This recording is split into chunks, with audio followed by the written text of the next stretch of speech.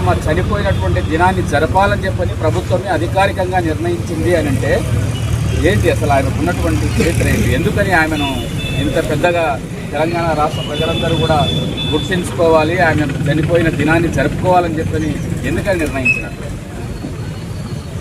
Comrades, ఆమె అతి పేద కుటుంబంలో పుట్టిన ఆమె చేసినటువంటి పోరాటము, ఆమె నిలబడినటువంటి తీరు పేద ప్రజల కోసం. ఆనాడు తెలంగాణ సాయుధ రైతాంగ పోరాటం 1940 నుంచి 46 నుంచి మొదలుకుంటే 46 వరకు జరిగింది. ఆమె తెలంగాణ సాయుధ పోరాటానికి బీజాలు వేసినటువంటి వ్యక్తి.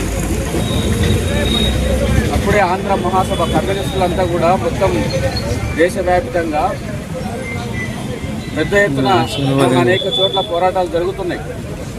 మన ఉమ్మడి ఆంధ్రప్రదేశ్ రాష్ట్రంలో కూడా తెలంగాణ ప్రాంతంలో బాంచన్ దొర నీ కాలు మొక్కుతా అనేటటువంటి ఒక పద్ధతి ఆ రోజు ఉండేది.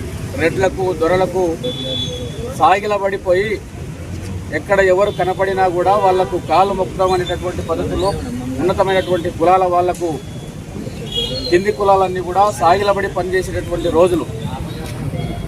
అలాంటి పరిస్థితులలో ఐలమ్మ ఒక 4 ఎకరాల భూమి వేరే వాళ్ళతో కౌలుకు తీసుకొని పని చేసుకుంటుంటే, ఆ కౌలు చేసుకుంటుంటే అక్కడ ఉన్నటువంటి ఒక దొర, నీవు కౌలు చేసిన భూమి కూడా నాది అది, కాబట్టి నీవు కౌలు చేసినటువంటి పంట మొత్తం కూడా నాకే కట్టాలి, నాకే తీసుకొచ్చి ఇవ్వాలని చెప్పని, పండిన పంట మొత్తం కూడా నాకే తీసుకొచ్చి ఇవ్వాలని చెప్పని ఆ భూస్వామి హుకుం జారీ చేస్తాడు.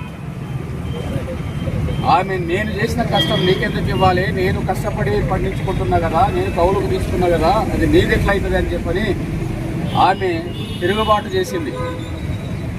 ఒక మహిళ ఉండి దొరకు వ్యతిరేకంగా రామచంద్రారెడ్డి అనేటటువంటి ఒక పెద్ద భూస్వామి దేశముఖులకు, నిజాం సర్కారుకు అనుకూలంగా వ్యవహరిస్తున్నటువంటి ఆ దొరకు వ్యతిరేకంగా ఎదురు తిరిగి నిలబడి పోరాటం ప్రారంభించింది.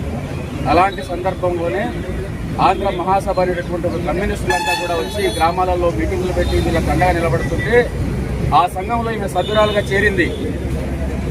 ఇదేదో సంఘం, ఎర్రజెండా సంఘం నాకు ధైర్యాన్ని ఇస్తుంది, నన్ను ఇంకా గట్టిగా పోరాడమని చెప్తుంది, నా హక్కుల కోసం నన్ను నిలబడమని చెప్తుంది, కాబట్టి నేను ఈ సంఘంలో సభ్యురాలుగా చేరాలని చెప్పని ఆమె సభ్యత్వం తీసుకుంటుంది. ఆ సంఘంలో సభ్యత్వం తీసుకొని